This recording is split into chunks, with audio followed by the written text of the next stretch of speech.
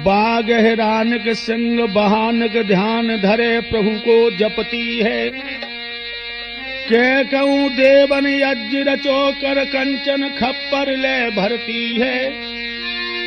कह कहूँ असुरन जंग दुरी कर क्रोध अपार तहां लड़ती है।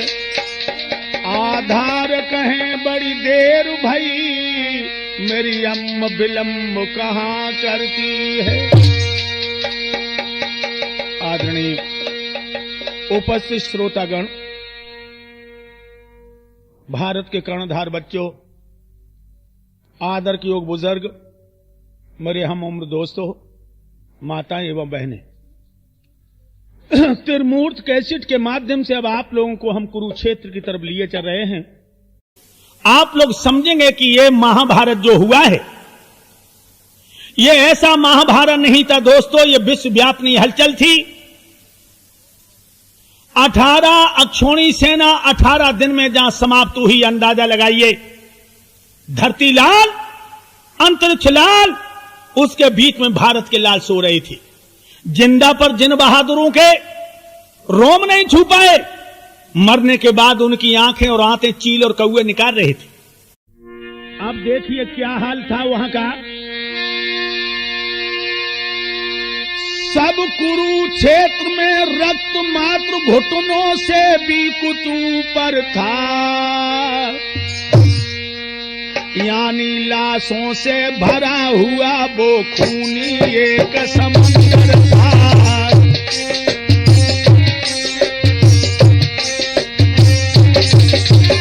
ये समझ लीजिए एक खूनी समुंदर है, जहां कुरुक्षेत्र में 18 अक्षौणी सेना 18 दिन में मरी। घायल मुर्दार और नीम जान बहते हैं, वो कहीं अटकते हैं। अब भी आपस में गुथमुट कर झुरमुट में हाथ झटकते हैं। समझने की बात है दोस्तों, जो लाशें खून में तैर रही हैं, वो आपस में टकराती हैं तो ऐसा प्रतीत होता है कि मरने के बाद एक दूसरे का खून पी रहे हों। रवि मास लाल, आकाश लाल, बादल भी लाल हो रहे थे। उस लाल लाल रण के स्थल में भारत के वीर सो रहे थे।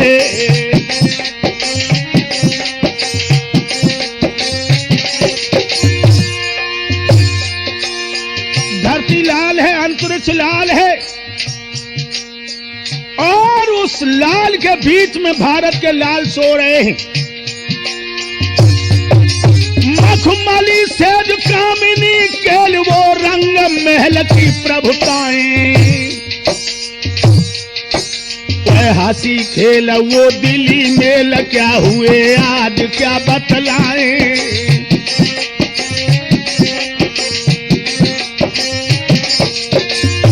लोगों, जो बहादुर अपनी मंगल मुखियों के बीच में बैठ करके उन्हें बार बार चूम के लाड़ करते थे, दुलार करते थे, आज उनकी लाशें, उनकी आंतें चील और कौवे निकाल रहे हैं। लाशा आज कहाँ दिन है, अब और उदासी है। छेल छपर घट के बासी, मर घट के बने निवासी हैं।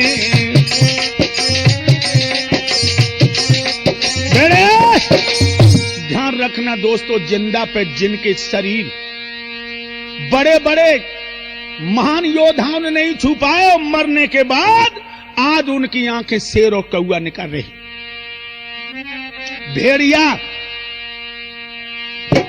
और दुर्योधन की हालत बड़ी नाजुक है लोगों, और दुर्योधन खाली खड़ा अंगेला बढ़ा के नजर उठावे, और सरदारन रोटे रे नजर नहीं कोई आवे। चारों तरफ देख रहा भैया कर्ण कहाँ हो, अरे दुशासन कहाँ हो, विक्रम तुम कहाँ हो, लेकिन दोस्तों कोई योद्धा नजर नहीं आ रहा। सब लाते हैं। अरे नजर नहीं आवे, नजर नहीं आवे, नजर नहीं आवे, नजर नहीं आवे, कोई ओढ़ायब बाको, अरे नजर नहीं भैया आवे।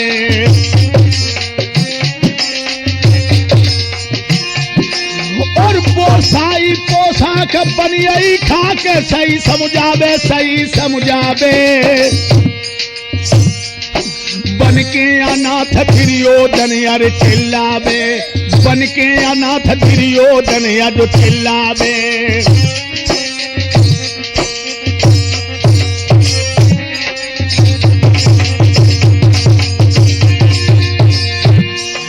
लुखी गुसैया की रन मिटे हमारा दोस्त, सुन लो अरज हमारी गई,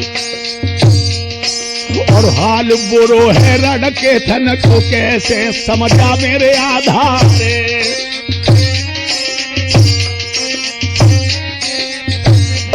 मेरी धीरे धीरे कथा याद आगे को बढ़ रही है, मेरी धीरे धीरे कथा मित्र आगे को बढ़ रही है।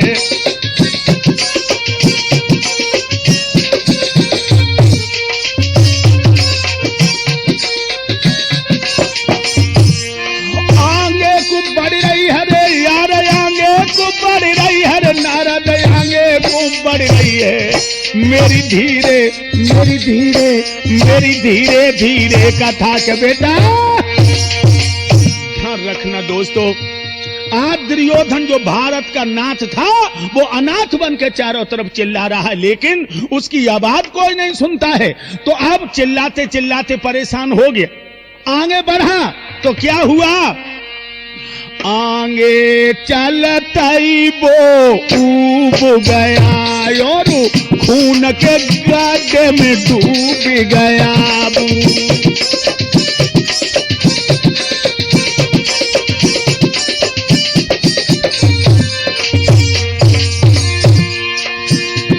नारद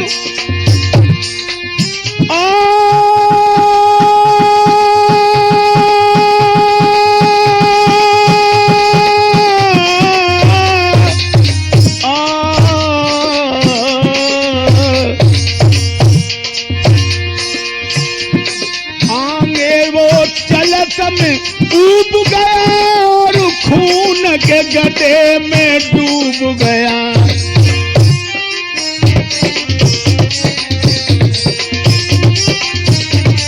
बेड़े जिस समय आगे बढ़ा है दुर्योधन, नारद देखिए उस किस्मत का खेल कि खून के गड्ढे में डूब गया, इधर उधर हाथ पैर पटकने लगा तो दुर्योधन के हाथ में लाश पड़ गई। जब लाहत पड़ गई तो क्या हुआ, वो लाश पकड़ के दुर्योधन अब खून के बाहर आओ।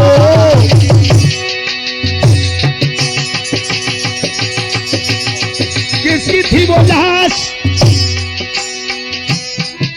मर के प्रकाश में देखा तू है लक्ष्मण बेटा दर्शाओ। जिस समय मुकुट की मणि के प्रकाश में देखा है दुर्योधन ने तो कोई लाश और नहीं थी, दुर्योधन के बेटा लक्ष्मण की थी। महाराज छोड़ी दई कुरुपत ने डिडकार, और धन्य धन्य ओ पूत करो जिंदा को बाप को पार। महाराज छोड़ी दई दुर्योधन डिडकार, और धन्य धन्य मेरा पूत करो तूने मरने पे पार। भैया लाश पे दुर्योधन तो हिलकी भर के रोई गओ है, नारद लाश पे दुर्योधन या जो हिलकी भर के रोई गओ है।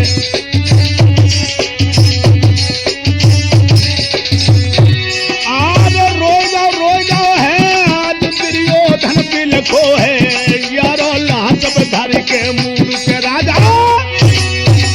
ध्यान रखना दोस्तों, आज दुर्योधन ने देखा है कि वह लाश किसी और की नहीं है, वो लाश दुर्योधन के बेटा लक्ष्मण की है। तो आज लाश पे मुंह धर के फपक फपक के रोने लगा और कहने लगा, बेटा लक्ष्मण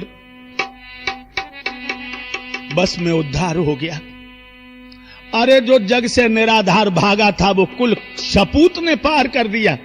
सच्चे सपूत अपने कुल को मर करके भी पार लगा देते हैं, लेकिन कपूत कुल के कलंक दोनों ही आन डुबाने में तैयार रहते हैं बेटा। और भक्तों, इस तरह से दुर्योधन दुखी है। और इधर पंडवा जिस समय पहुंचे हैं लोगों शिविर में, हाय हाय कुंती आरती लिए खड़ी है। कुंती बोली, धर्मराज बोलो पिशाच को वध करके जननी की आन बचाई है। कुंती बोली, इस महाविजय के लिए धर्म माता की प्रथम बधाई है।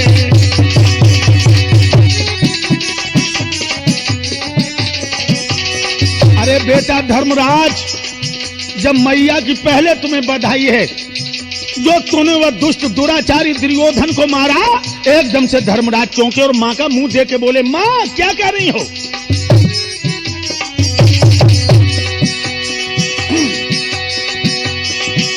धर्म ने कहा ये विजय आज केवल भीम ने दिखाई है,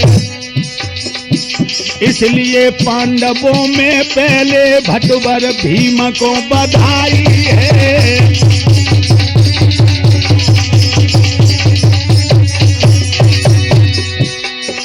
जब ये कहा धर्मराज ने कि भीम ने मारा दुर्योधन को, तो भीम चौंके, क्या कह रहे हो भैया? अरे विजय तो उसकी होनी चाहिए जिसने दुर्योधन को मारा हो। किसने मारा? लोगों सब भौचक्के रह गए। दुर्योधन किसी ने मार ही नहीं पाया, वो लाशों के अंदर छुप गया। अर्जुन कहने लगे हमने भी नहीं मारा। नकुल सहदेव कहने लगे हमें तो नजर ही नहीं पड़ा। कुंती ने थारी तुरंत जमी पे डारी। उसी समय आरती की थाली जमीन पे पटक दी। कुंती ने थाली तुरंत जमी पे डारी। अब समझ गई जे भार भये तारी। अब मैं समझ गई कि हमने प्रथा तुम्हें कोख में रखा। अरे जब राजा ही नहीं मरा तो सेना का खून खच्चर बेकार हुआ। और कहने लगी कुंती, याद होगा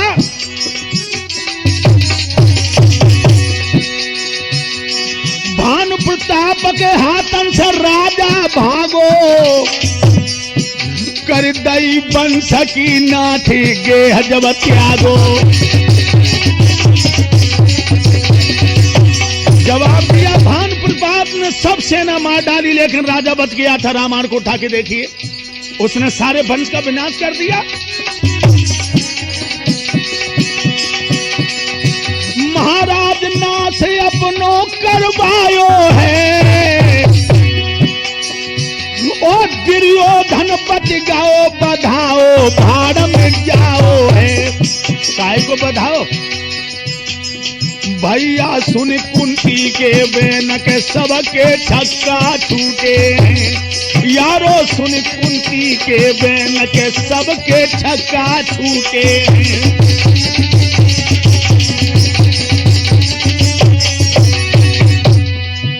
एकदम कुंती कहने लगी जब दुर्योधन ही नहीं मरा तो बधाई और बधाओ काहे को? पटक दी थाली और कहा कि भानु प्रताप ने राजा ही को छोड़ दिया था जिसने बाद में जाकर नाश कर दिया। अरे सेना का खून खच्चर बेकार हुआ। भगवान कन्हैया मुस्कुरा के कहने लगी फूफी, अरे मोहना ने गिरा रे उचारी।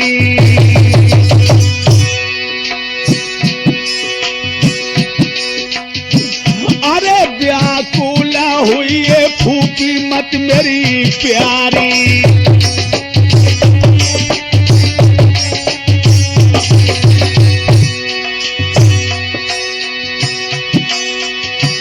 अरे हम जा रहे ढूंढे शिकारी। और फूकी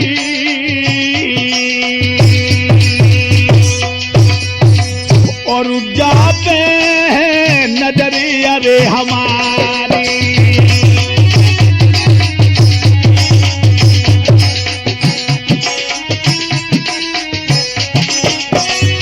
कहने लगे भगवान कन्हैया फूफी चिंता मत करो, ये शिकारी उसी शिकार को ढूंढ के लाएंगे जो अभी तक हम लोगों के निशाने पर नहीं आया। और उसी समय कुरुक्षेत्र मैदान की तरफ पांचों पांडवों कन्हैया बढ़े। हाय हाय, कैसा था वो कुरुक्षेत्र का माहौल। जिस जगह विश्व के वीरों पर गीदड़ अधिकार जमाए थे, जिस जगह हिंद के हीरे सब मिट्टी में मोल लटकाए थे,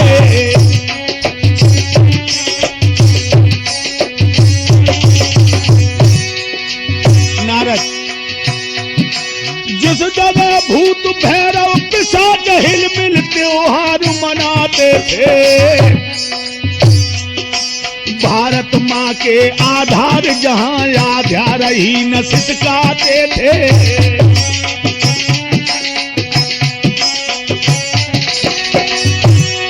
भारत माँ के अधिकार जहां आधार है न सिसकाते थे, भारत माँ के आधार जहां आधार ही न सिसकाते थे।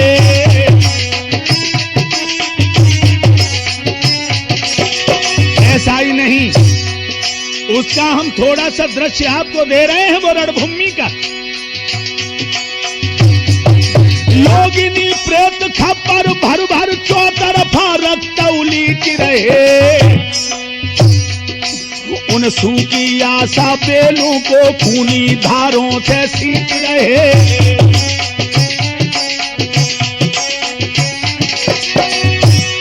जिस जगह दीन से दीन आज राजों के पद पर आया है, मानो धर्म की लड़ाई ने सुध साम्यवाद फैलाया है।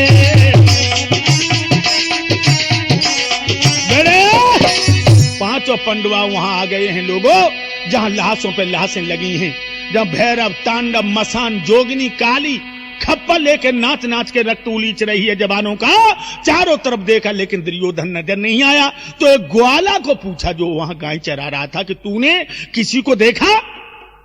ग्वाला कहने लगा क्या मतलब, यहां से कोई जाता हुआ देखा तूने? तो ग्वाला कहने लगा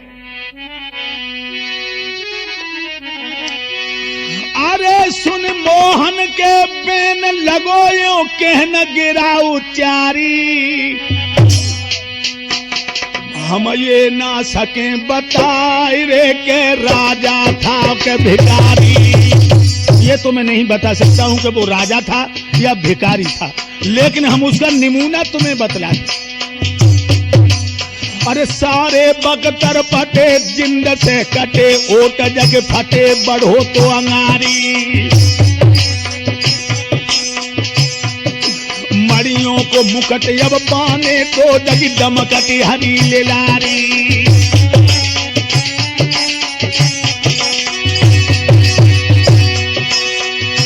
दमके लिलारी भैया दमकती हटी लिलारी रे, लिलारी रे हाय लिलारी।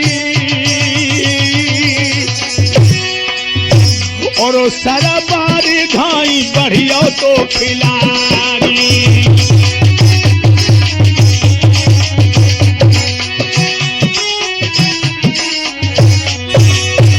कहने लगा है वो ग्वाला, ये नहीं बता सकते वो राजा था कि भिखारी। इतना जरूर था कि उसका मुकुट मड़ियों से जगमगा रहा था, लिलार दमक रहा था, वस्त्र बिल्कुल फटे थे, शरीर में कई जगह हथियार लगे, वो कटे हुए अंग थे उसके, और बहुत ही व्याकुल था वो।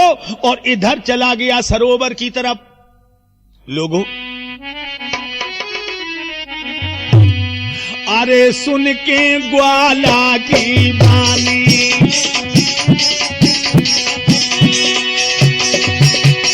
अरे सुन के ग्वाला की बानी, बानी गजब भव पानी, और हंसी मन मोहन ज्ञानी।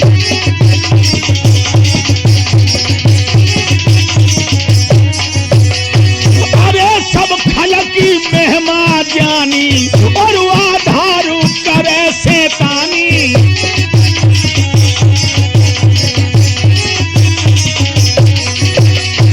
जब ये कहा कि सरोवर की तरफ गया है, भगवान समझ गए कि शैतान अपनी करनी से बाज नहीं आएगा, ये सरोवर में गया। लेकिन दोस्तों, सरोवर में अभी नहीं गया दुर्योधन। उधर जाने के बाद वो दुर्योधन वहां से मुड़ करके कहां पहुंचा? महलों में। हाय हाय, ये तो समझ ही चुका कि सब भैया मर गए तो मौत तो मेरी भी निश्चित है, लेकिन अंतिम मिलन है। भानुमति के महल में पहुंचा अपनी पत्नी के, और जो भानुमति ने भक्तों देखा अपने पिया को, हाय हाय, आबत देखे पिया मंगन बोहिया, दुख भी भारी,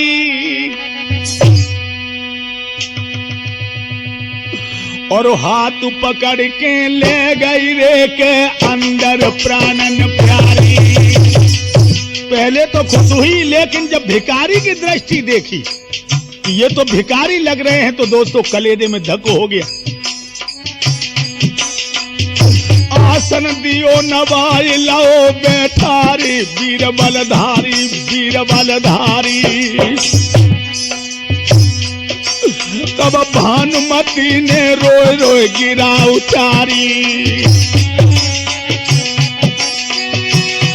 महाराज क्या हो गया तुम्हें? ये भेष देख उठते उठते ठिठकी रानी चगरानी सी।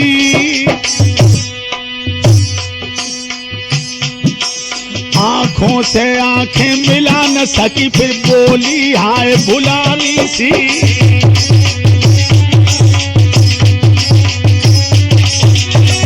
क्या बोली है भानुमति दुर्योधन की पत्नी? हाय हाय सैया क्या हालत है, कंपित हुई रहे लुटाने से। नरपति हो किंतु बिकाने से आए हो पिया भुलाने से।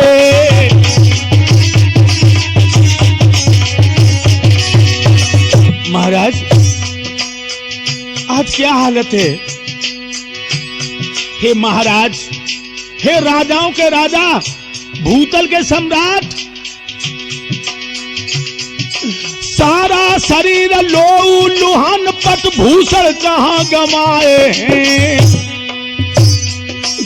आंखें न ठहरने पाती हैं, आज तो बहुत घबराए हैं।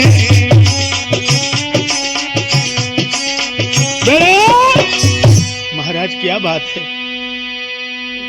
अरे पटभूषण भी नहीं है, सारा शरीर लोऊ लुहान है।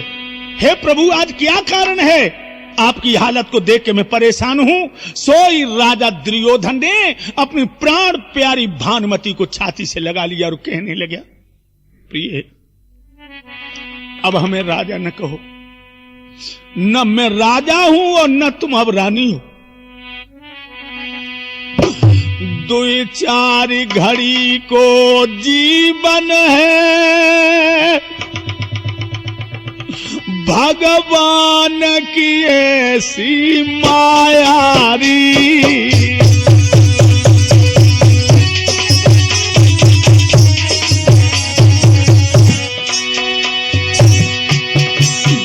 दो चार घड़ी को जीवन है, जो अंत समय की मायारी।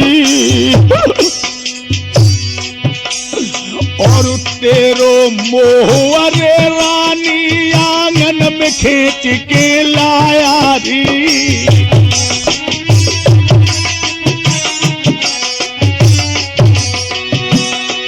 हे प्राण प्यारी तुम्हारा मोह खींच के लाया मुझे। भानुमति अपने पिया के गले में बाहें डाल के रोने लगी। आज दुर्योधन की आंखों में जिंदगी में पहली बार आंसू देखे थे उस भानुमति। कहने लगी महाराज बताओ तो हुआ क्या? कहने लगा हो चुकी है सेना सब संहार, वीरों का हुआ सपाया है। इतनी लालसा बुझाने को किस्मत ने हमें बचाया है।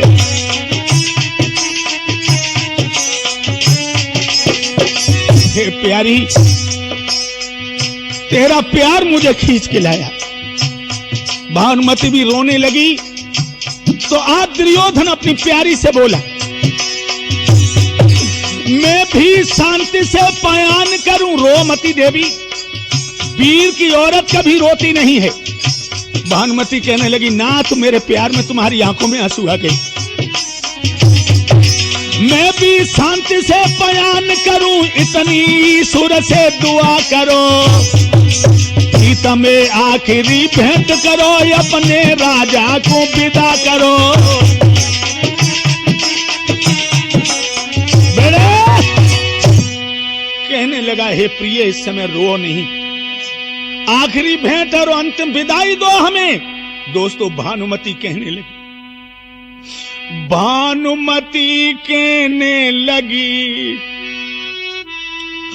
पति हुआ न तुमको चेत, अब पछताए कहा करो, जब चिड़िया चुंग गई। अब क्या होगा? बार बार तुम्हें समझाया कि 5 गांव पंडवाओं को दे दो, तो तुमने कहा कि बिना युद्ध के सुई की नोक पर नहीं देंगे। और जब कन्हैया संतदूत बन के आए तो तुमने कहा बिना युद्ध के नहीं देंगे, और जब हमने समझाया तो तुम हमें मारने को दौड़े को। ओरी नालायक, वह कन्हैया की यादा पे पागल हो रही है, तू उसे भगवान बता रही है। अरे बंसी जरूर अच्छी बजा लेता है, तुमने हमसे ये कहा था। और पिया तुम्हें ना पतो कि वह कन्हैया की बंसी नहीं, बंसी बन के तुम्हें मछली की तरह फांस लो। इसलिए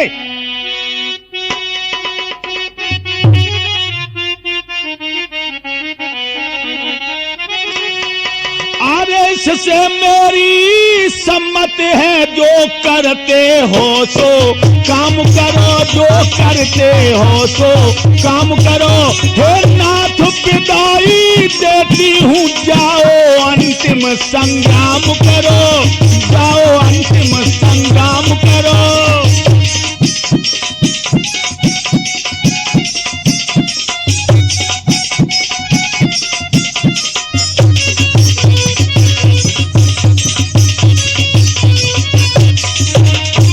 दुर्योधन को जब विदाई दी के जाओ, अपनी आन पे मर जाओ, दुर्योधन ने हाथ जोड़े तो लोगों सोई भानुमति दुर्योधन के पैरों पे गिर पड़ी कि महाराज ये हाथ कभी नहीं जुड़े हैं, आज हमें जोड़ रहे। जब जोड़ों पर भी दिल न जुड़ा, तो अब हाथों को जोड़ो ना। छोड़ दोगे छोड़ दो ने पर वीर प्रतिज्ञा, छोड़ो ना पर वीर प्रतिज्ञा, छोड़ो ना।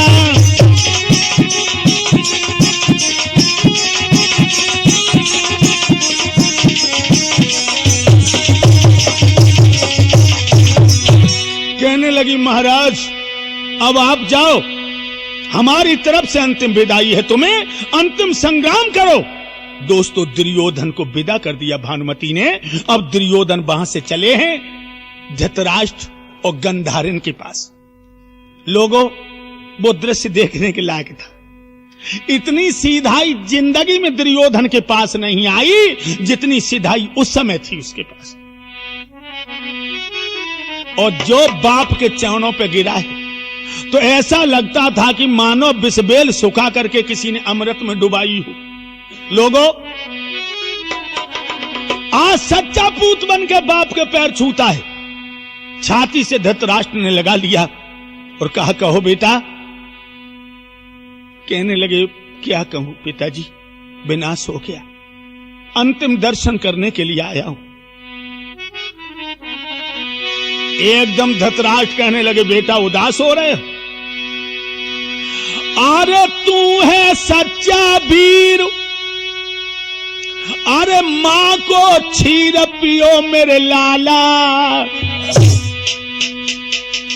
अब एक तौल पे जीवन है और एक पे जीवन वाला।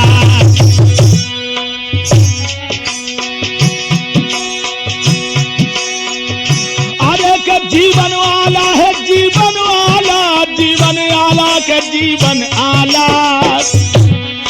और एक तौल पे आन है के एक पे जीवन आला। बेड़े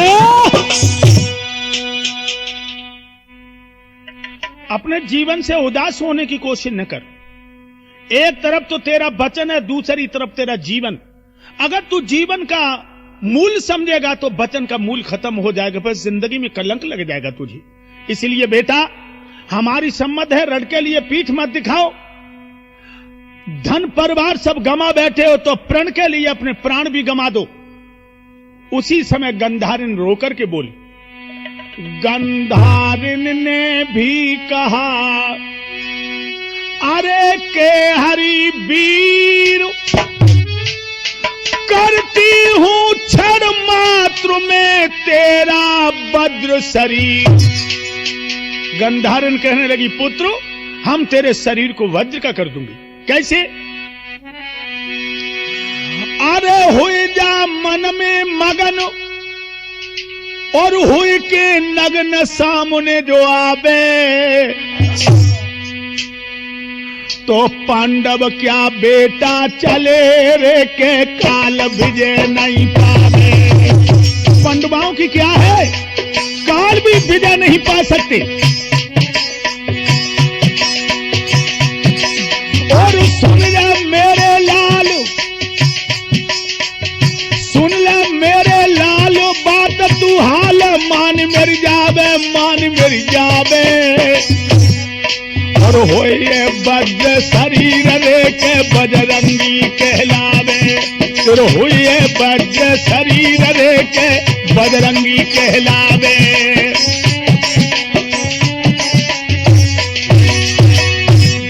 आज्ञा पालन ही कर तब है, मेरी नजर में तब था सोई अब है।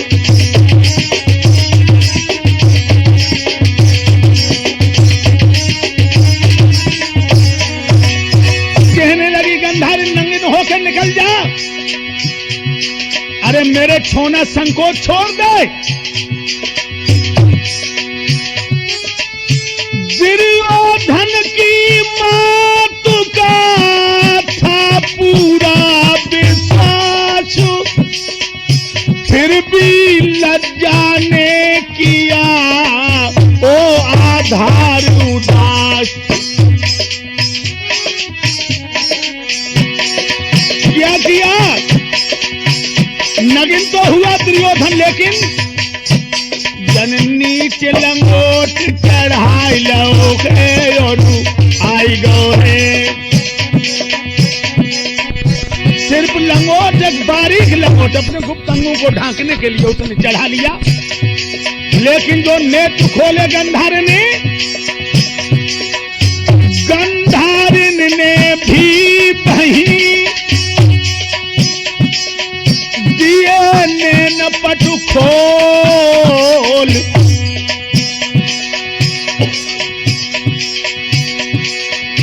पर हालत को देख के एकदम उठी है बोल, बेटा तूने धोखा कर दो है, तेरी मौत तो हाय मडरानी लाला, तूने धोखा।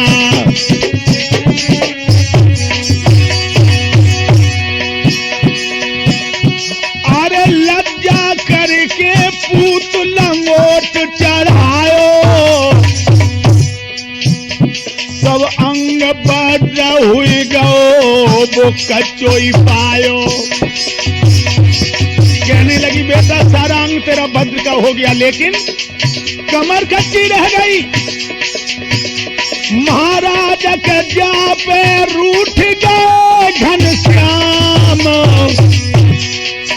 सुरजन, और अमृत बाई पियाबू अमृत करे जहर को काम। बेटा तुझको अब मिटा गई तेरी आंखों की चोरी है, हो गया अंग है बद्र सभी पर जंगों में कमजोरी है।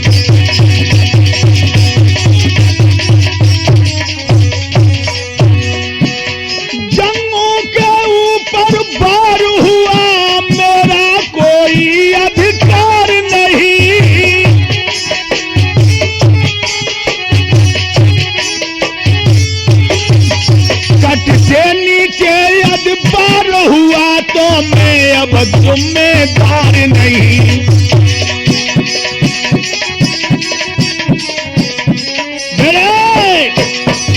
खुले शब्दों में कह दिया, अगर तेरी कमर पे कोई वार करेगा तो मैं जिम्मेदार नहीं।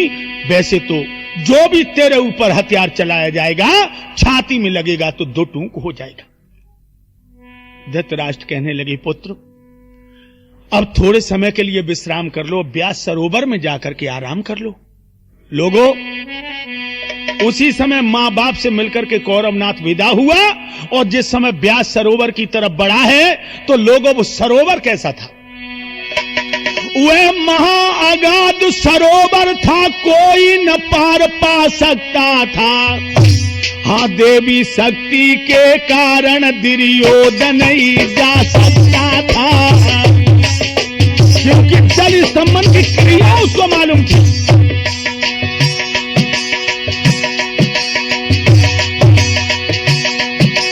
अरे दुर्योधन जा सकता था,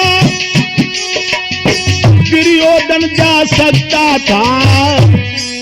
हाँ, देवी शक्ति के कारण दुर्योधन ही जा सकता था।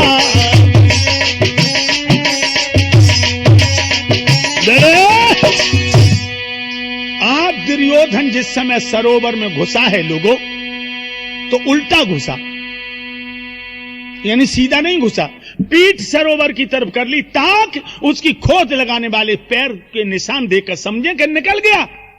और अंदर जिस समय पहुंचा है, सरोवर के अंदर क्षीर सागर, जहां लक्ष्मी बैठी है कमला, एकदम दुर्योधन को बिठा लिया कमला ने। और भक्तों, इधर पांचों पांडवा कृष्ण पहुंच गए सरोवर के पास, तो जो धर्म ने वो सरोवर देखो,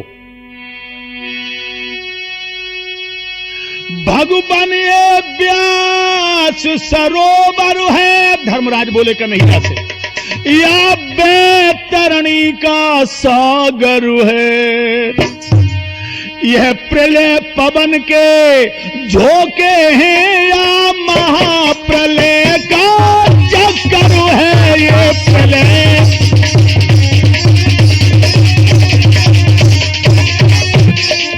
महाराज ये कैसा सरोवर है? धर्मराज कहने लगे, इसकी केवल लहरों से ही आंखों में चक्कर आता है। भगवान इस महा समुद्र में आधार नहीं घुस पाता है। ओ मोहन,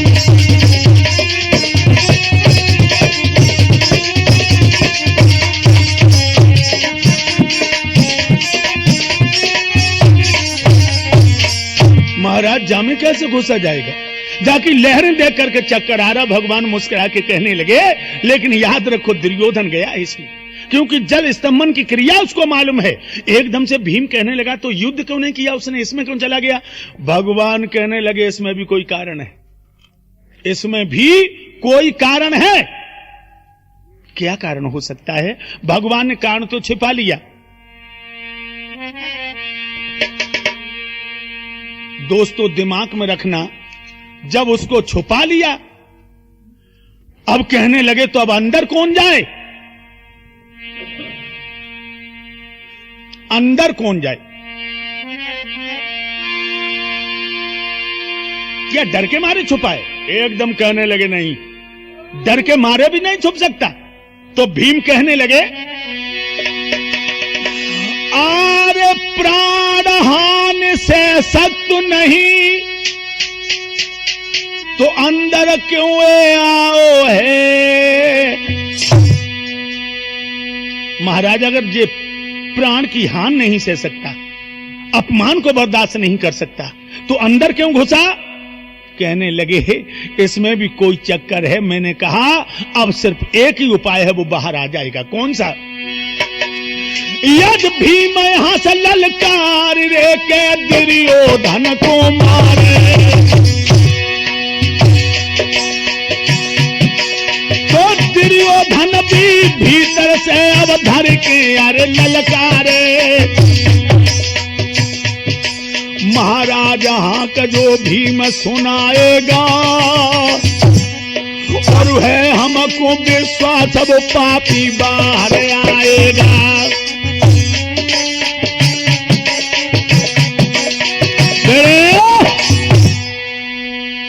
दुर्योधन के अंदर एक खास विशेषता है कि वो कभी बात को बर्दाश्त नहीं करता। भीम तुम ललकार मारो। सो भीम बोले, एकदम मैं के समान गरजाओ, बोला ओ कुल कलंक ओ कायर कपूत, सिंह का कान खुजलाया है। अब वह जोशों पर आया है तो चेतक नया दिखाया है। अब वो जोशों पर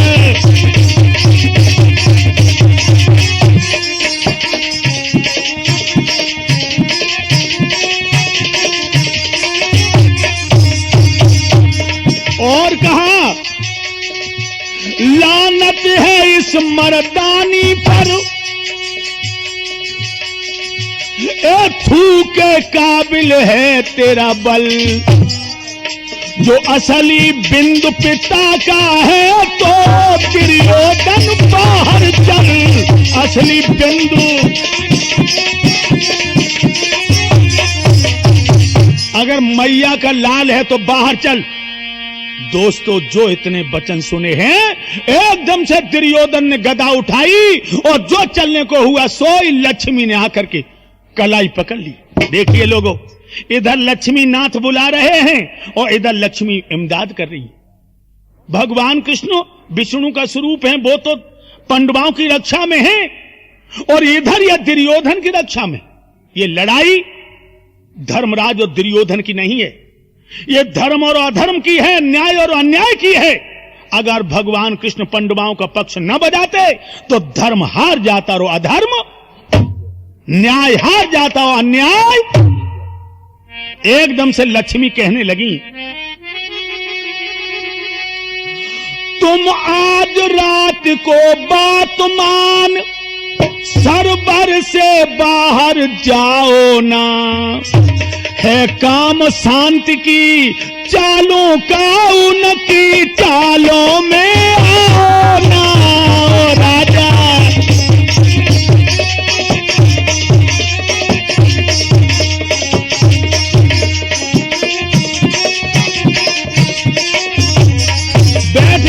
बैठ गया दुर्योधन। लेकिन दोस्तों, दुर्योधन ये सुन बैठ गया, लक्ष्मी बहुत लाचार पड़ी। लेकिन फिर से उन कानों में भीम की घोर ललकार पड़ी।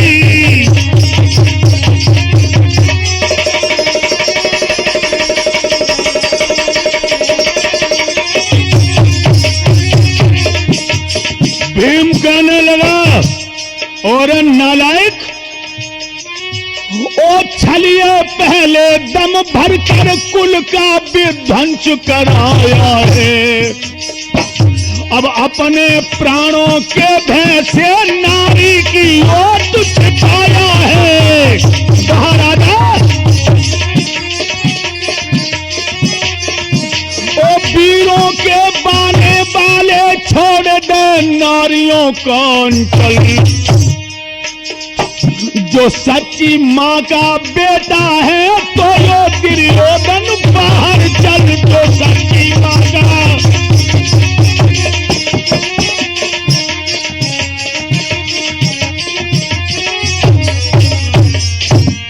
जो दूसरी ललकार मारी, एकदम दुर्योधन उठाओ।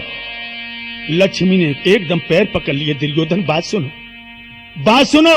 क्या तुम्हें लग रही कि भीम बुला रहा है? भीम नहीं बुला रहा है। ये भीम की नई ललकार, बुलाए रहो काल मान लो मेरी। और बाहर जाता अब हुई रे लाश की राजा ढेरी। ये भीम की अहंकार नहीं है। बाहर जाते जाते तुम्हारी लाश की ढेरी हो जाएगी, दुर्योधन मान जाओ।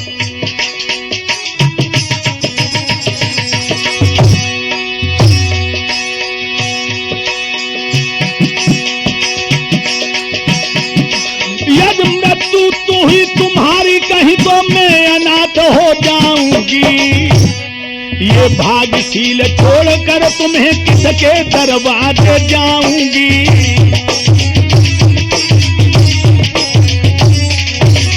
और लक्ष्मी ने एक वचन भी दिया दुर्योधन को कि कुरुपत, यदि आज रात संतोष करो तो मैं कोटक दिखला दूंगी। पांडवा बेचारे तो क्या है, त्रिलोक विजय दिलवा दूंगी।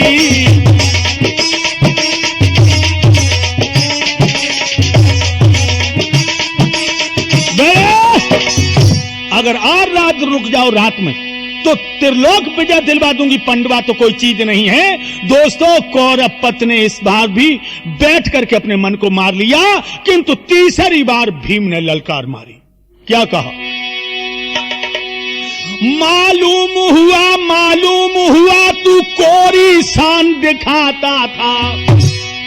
सिंह के चाम में छिपा हुआ गीदड़ भभकी दिखलाता था।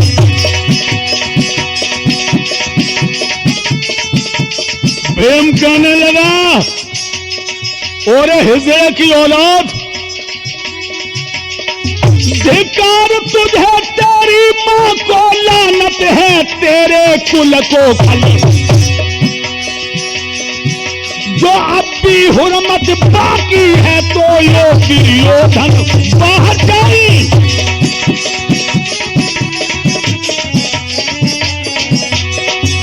जो अब भी हुर्मत बाकी है तो दुर्योधन बाहर चल। दोस्तों, जो तीसरी हंकार गई है, दुर्योधन ने गदा पटक दिया, का लक्ष्मी पीछे हटो। तुम तो वो औरत हो कि सारी दुनिया तुम्हारे ऊपर मिट गई लेकिन तुम किसी की नहीं हुई। हम मर जाएंगे, तुम्हें कोई दूसरा नाथ मिल जाएगा, लेकिन हमारी बात चली जाएगी। मैं मौका दिखाऊंगा, छोड़ दो मुझे। लोगों, लक्ष्मी ने पैर पकड़ लिए दुर्योधन के, लेकिन दुर्योधन ने धक्का मार के लक्ष्मी को हटा दिया और एकदम से बाहर आया। जो बाहर आया, महाराजा धर्मराज ने छाती ते लो लगाए रे, हिलकी भरी राजा रोए। भ्रात दुर्योधन, हम जय पाकर भी हार चुके, तेरी सी त्याग पे रोए।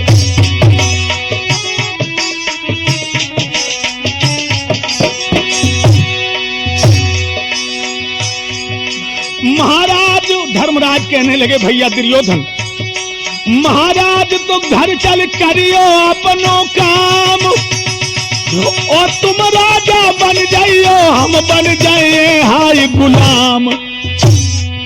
भैया तेरे बल को देख के मेरी छाती फट रही है। भैया तेरे मन को देख के मेरी छाती फट रही है। भैया तेरे मन को देख के मेरी छाती फट रही है। जवाब दिया, भैया अब तेरे इस बलिदान पर, इस त्याग पर मैं मोहित हो चुका हूं। अब तुम राजा बनो और मैं तुम्हारा गुलाम बन के तुम्हारी टहल बजाऊंगा। भक्तों, जो इतनी बात सुनी है, दुर्योधन कहने लगा, रोदन मत करो भैया धर्मराज, तुम्हारे जो वज्र वचन है जो हमसे सही नहीं जाते, मेरा सर तो उतार लो। ये साधु व्रत, ये सज्जनता जिस पर की संसार निछावर हो चुका है, दुर्योधन बोला, और पांडव दल का सारा दल बले धर्म तुम्हारे ऊपर ही निर्भर था। मेरा तो दिल ये कहता है, क्या दिल कहता है, न चरणों पे अपना सर्वस्व चढ़ा डालूं, पहना दूं पैरों में पनही, इस तन का चाम खिंचा डालूं।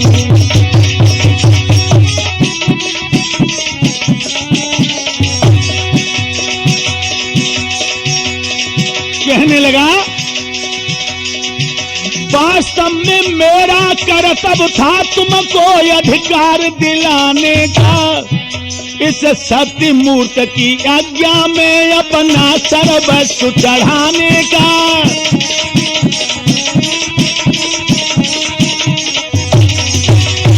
इसलिए धर्मराज, तुम तो अब जब धरती का राज करो, हमें स्वर्ग का राजा बनाओ। मत मांगो 5 गांव अब भी, तब वीर प्रतिज्ञा पालेंगे। हम कहें कि ना रत्ती भर देंगे, तुम कहा करो हम ले लेंगे।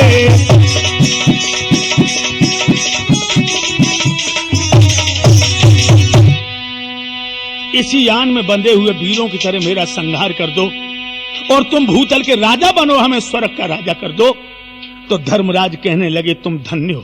धर्मराज एक बात कहने लगे, भैया लेकिन लड़ाई कैसे होगी? भाई तुम तो अकेले और हम 5, इसलिए तुम एक काम करो। क्या? यदि तुम्हें आन रखना है तो मेरे 2 भैया ले लीजो।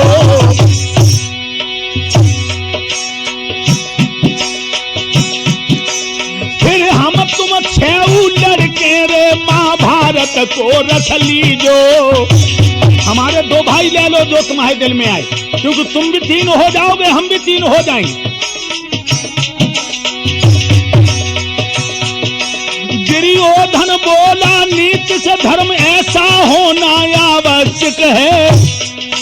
पर आज तुम्हारा बलबूता केवल न भीमार्जुन तक है।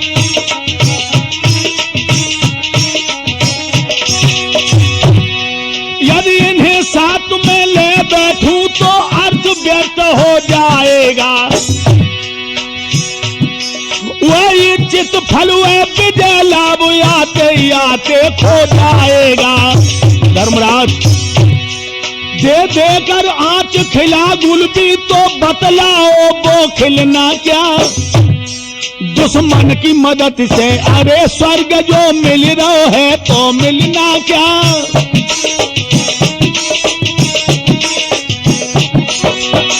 अगर हम भीम अर्जुन को ले लें तो तुम्हारी हार है, और फिर हम जैसे बहादुर को तुम्हारे दुश्मन की सहायता नहीं।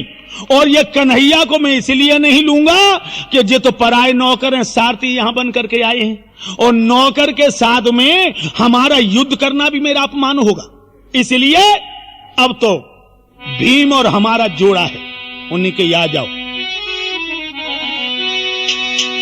लेकिन बात एक अटक गई। दुर्योधन ने भीम से देख करके कह तो दिया, कहने लगे नहीं नहीं, राजा राजा की बरनी है। जो ये शब्द कहा लोगों एकदम चौंक गए, क्योंकि धर्मराज को तो पल भर में मार लेता वो एकदम से कहने लगे, कन्हैया बोले नहीं नहीं नहीं, आज का राजे का मुकुट जो है ना भीम के माथे पर है। जवाब दिया, अगर भीम के माथे पर है तो धर्मराज भीम को प्रणाम करे। दोस्तों ये भी बात गड़बड़ हो गई, धर्म का सर झुकते झुकते आग लग जाती।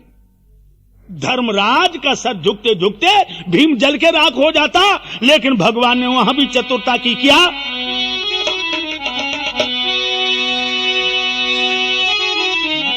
मायाधारी ने आंखों में संकेत सभी समझा डाले, और भीम के हाथ में प्रकट हुए मुरली बनकर मुरली वाले। हाथ में प्रकट हो गए। जो धर्मराज ने हाथ में भगवान को देखा, धर्म ने वहीं सिर झुका दिया, माधव का ध्यान लगा करके। दुर्योधन भी झट खड़ा हुआ, जीवन का मोह भुला करके।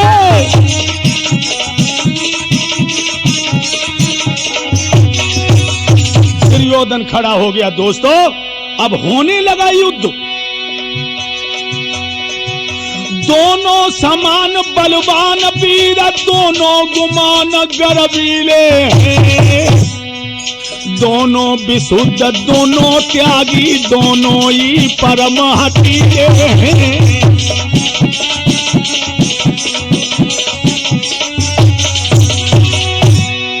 जब होने लगा मल्ल युद्ध, गदा युद्ध हाथापाई,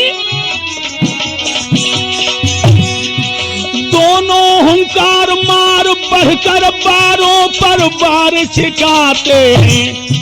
काट कर एक का काट एक दूसरा काट जतलाते हैं।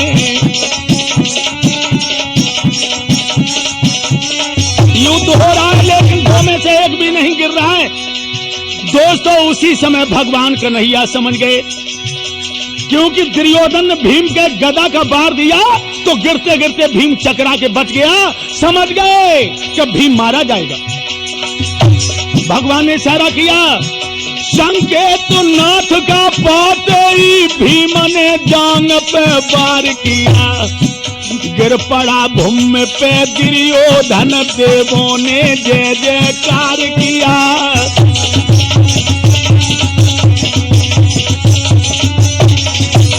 वीर के भूमि पर गिरते ही लात का प्रहार को डरने, तत्काल वहीं ललकार दिया उन धर्मशील सतसागर ने। लोगों ऐसा हुआ जमीन पर दुर्योधन गिरा तो भीम ने लात मारी। धर्मराज कहने लगे, रे ओ अन्यायी जांग पर बार वीर का घोर अन्याय है। हट दूर वीर पर लात घात बतला कौन सा उपाय है। धर्मराज कहने लगे, बस सावधान यदि लात कहीं गुरपति पर पड़ने पाएगी तो इस अनीति के साथ साथ मेरी तेरी चल जाएगी। कहा भीम ने भ्रातु बरु करो नहीं सका खेद, क्या तुमको जाहिर नहीं मेरे प्रण का भेद।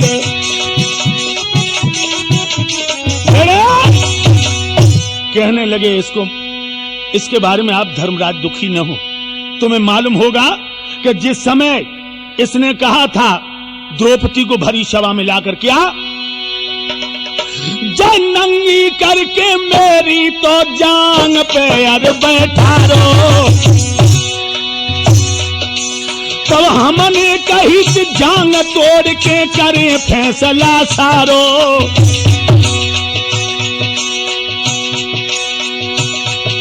दुर्योधन की तरफ देख के कहा, दुर्योधन महाराज बात ना समझ न आई थी, ओ धर्म को बैर पारत को शर्म खेलन में गमाई थी। ओरे तेरे कर मन को फल तो यहाँ पर मिल गयो है, भैया तेरे कर मन को तो ये फल यहाँ पर मिल गयो है। ओरे तेरे कर मन को फल तो वहाँ पर मिल गयो है। बड़े तेरे कर्मों का फल तुझे दिया गया है। लोगों जब इतने शब्द कहे तोलो भगवान आगे बढ़ गए और कहने लगे, सुनिए मोहन, अपने जीवन रहते रहते दुश्मन को हमने दम नहीं लेने दिया, दम और कदम साबित रहते देश में कदम नहीं देने दिया। अंतिम श्वासों के तारों तक इस प्रणधारक का प्रण टल न सका। तुम ही चले गए अपने पद से, लेकिन मुझे अपने पद से तुमने हटा नहीं पाया कन्हैया। फिर बचपन से बोलो आज तलक कितनी तो नीति निभाई है, मेरे विचार में तो अब तक छल विद्या ही कहलाई है। इसमें कोई संदेह नहीं तुमने दुष्टों को मारा है, पर यह अवतारी ताकत है, इसमें क्या नाम तुम्हारा है।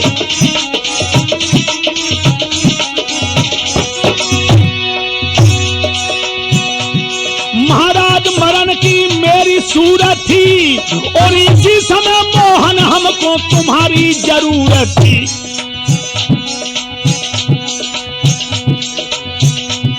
फिर इतने छलबल करने की तुमको भी कौन जरूरत थी, लेकिन विपक्ष ये बात है तुमने अब नाम डुबाया है। हमने माना हम लोगों ने यार करनी का फल पाया है।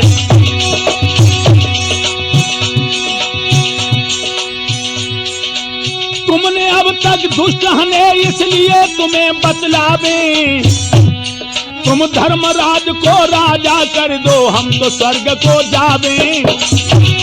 महाराज के तज दे धर तो उसने प्राण, और आगे का आख्यान के आधार करेंगे बयान। कि तिरमूरत कैसी प्यारी है जामे महाभारत की।